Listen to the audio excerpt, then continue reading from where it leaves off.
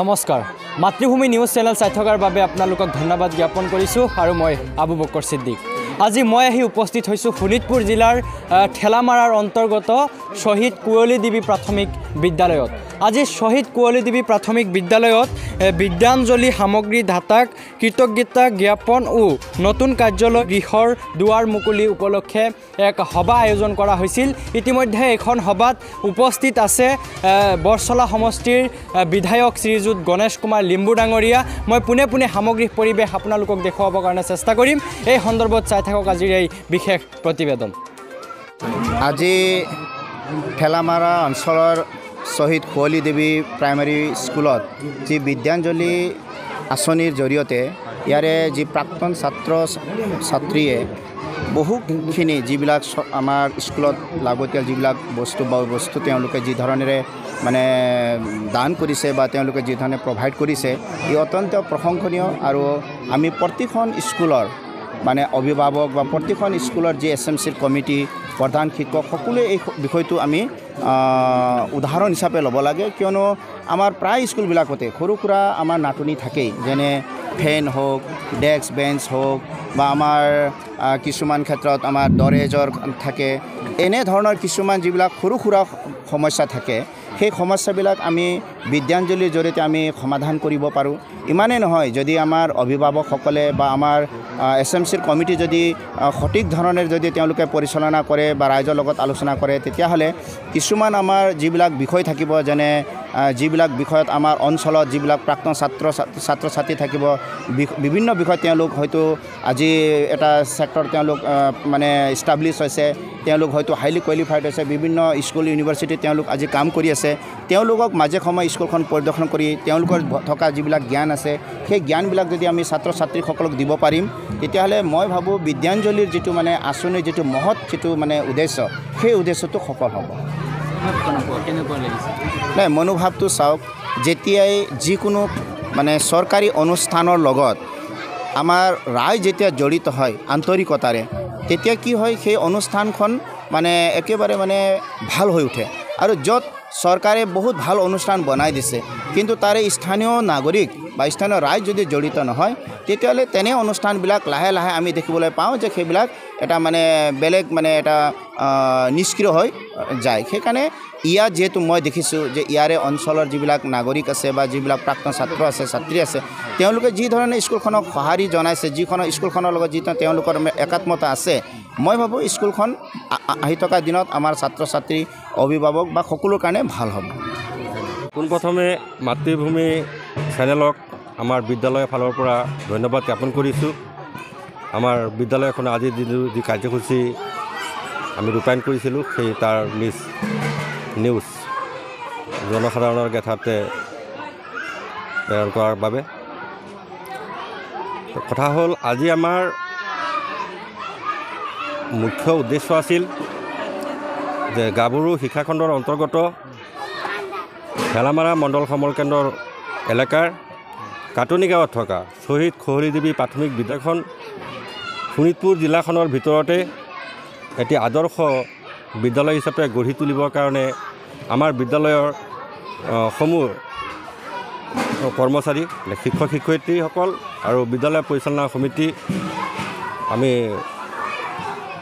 প্ৰয়াস কৰি আছোঁ উক্ত প্ৰয়াসৰ লগত সংগতি ৰাখি আমি আমাৰ স্থানীয় ৰাইজৰ ফালৰ পৰা বিদ্যালয়খনৰ আন্তঃগাঁথনিৰ দিশত যথেষ্ট সহায় সহযোগ মানে আমি পাইছোঁ সেইমতে আমাৰ বিদ্যালয়খনে কাৰ্যালয়ত ব্যৱহৃত আলমিৰা চেয়াৰ টেবুল বাচন বৰ্তন ফেন ইত্যাদি বিভিন্ন ধৰণৰ সামগ্ৰী আমি ইতিমধ্যে পাইছোঁ আৰু সেইসকলক আজি আমি আমাৰ এই মঞ্চৰ জৰিয়তে তেখেতসকলক আমি কৃতজ্ঞতা জ্ঞাপন কৰিছোঁ ইয়াৰ লগতে আমি আমাৰ বিদ্যালয়খন সৰ্বাংগ সুন্দৰ হওক আগলৈ এখন আদৰ্শ বিদ্যালয় হওক সেই কামনা কৰিছোঁ বৰ্তমান আমাৰ বিদ্যালয়খনত 265জন ছাত্ৰ ছাত্ৰী 5জন ছাৰ বাইদেউ আছোঁ আৰু ভৱিষ্যতে আমাৰ ছাত্ৰ ছাত্ৰী আৰু বাঢ়িব এইবাৰ এতিয়াৰ পৰাই মানে গাৰ্জেণ্টে নামভৰ্তি কৰিবৰ কাৰণে আমাক যোগাযোগ কৰি আছে আৰু আশা কৰিছোঁ যোৱাবাৰতকৈ এইবাৰ আমাৰ ছাত্ৰ ছাত্ৰীৰ সংখ্যা আৰু বৃদ্ধি পাব। গতিকে চৰকাৰৰ ফালৰ পৰা যাতে আমাৰ বিদ্যালয়খনত যথেষ্ট সংখ্যক শিক্ষক শিক্ষয়িত্ৰী নিযুক্তি দিয়ে তাৰো আবেদন ৰাখিছোঁ। আৰু আজিৰ সভাত ইতিমধ্যে দেখা পোৱা গৈছিল যে বিধায়ক মহোদয়ক আদি কৰি বিভিন্ন দায়িত্বত থকা কৰ্তৃপক্ষৰ ব্যক্তিসকল উপস্থিত আছিলে। এই বিষয়টোত কি ক'ব? হয়, আমাৰ ৬৬ নং বৰচলা বিধানসভা সমষ্টিৰ মাননীয় বিধায়ক মহোদয়ক আমি আমন্ত্ৰণ জনাইছিলোঁ। আৰু আমন্ত্ৰণ জনোৱাৰ উদ্দেশ্য আছিল যে আমাৰ আজি যি বিদ্যাঞ্জলি কাৰ্যসূচী সফল ৰূপায়ণ হ'ল, সেই কাৰ্যসূচীত তেখেত সহযোগ কৰক আৰু তেখেতে এইখিনি বিষয়ে অলপ অৱগত হওক। আমি আমাৰ জিলা ADC বাইদেউকো নিমন্ত্ৰণ কৰিছিলোঁ শিক্ষা বিভাগৰ। তেখেত অৱশ্যে বিশেষ কাৰণত উপস্থিত হ'ব নোৱাৰিলে। আমাৰ মাননীয় আমাৰ ঠেলামাৰা চক্ৰৰ বিষয়া মহোদয়কো আমি নিমন্ত্ৰণ কৰিছিলোঁ, তেখেতো বিশেষ কাৰণত উপস্থিত হ'ব নোৱাৰিলে। কিন্তু তাৰ বাহিৰেও আমাৰ জিলা আঁচনি বিষয়া কৃষ্ণকান্ত ডেকা ছাৰ, এনেকুৱা BAP ছাৰসকল, সমন্বয়সকল সকলোৱে আহি আমাক উৎসাহ উদ্দীপনা আগবঢ়ালে। আৰু ভৱিষ্যতেও তেনেকৈ তেখেতসকলে উৎসাহ উদ্দীপনা আগবঢ়াব। আমি বিধায়ক মহোদয়ক এইকাৰণেই বিশেষ কৰি আমি আমন্ত্ৰণ কৰিছিলোঁ যে আমাৰ বিদ্যালয়খনৰ চাৰিওফালে পকী বেৰ নাই। পকী বেৰ নোহোৱাৰ কাৰণে আমাৰ ছাত্ৰ ছাত্ৰীসকলক আমি বিদ্যালয়ত ৰখাত কিছু অসুবিধা হয়। তাৰপিছত বিদ্যালয়ৰ সা সৰঞ্জাম সুৰক্ষিতভাৱে ৰখাত অসুবিধা হয়। আমি বিভিন্ন সময়ত বিভিন্ন উৎসৱত আমি বিদ্যালয়ত গছপুলি ৰোপণ কৰোঁ। সেই গছপুলিবিলাক সুৰক্ষিত কৰিবৰ কাৰণে আমাৰ বাউণ্ডেৰী চাৰিওপিনে পকী বেৰৰ অতিকৈ প্ৰয়োজন হৈছে। আৰু সেই বিষয়ে আমি বিধায়ক মহোদয়ক আবেদন কৰিছোঁ। লগতে আমাৰ অন্যান্য যিখিনি আন্তঃগাঁথনি দিশত অসুবিধা হৈ আছে সেই বিষয়ে আমি বিধায়ক মহোদয়ক আমি জনাইছোঁ।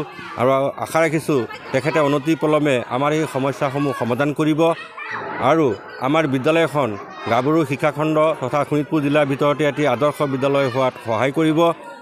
আৰু আগন্তুক সময়ত আমাৰ ওচৰ চুবুৰীয়া অন্যান্য বিদ্যালয়সমূহতো যাতে এনেধৰণৰ পদক্ষেপ গ্ৰহণ কৰে আৰু তেনেকৈ প্ৰতিখন বিদ্যালয় সুন্দৰ হওক, আন্তঃগাঁথনি দিশত স্বাৱলম্বী হওক, বিদ্যালয়ৰ শৈক্ষিক দিশ উন্নত হওক, তাৰে কামনা কৰিছোঁ।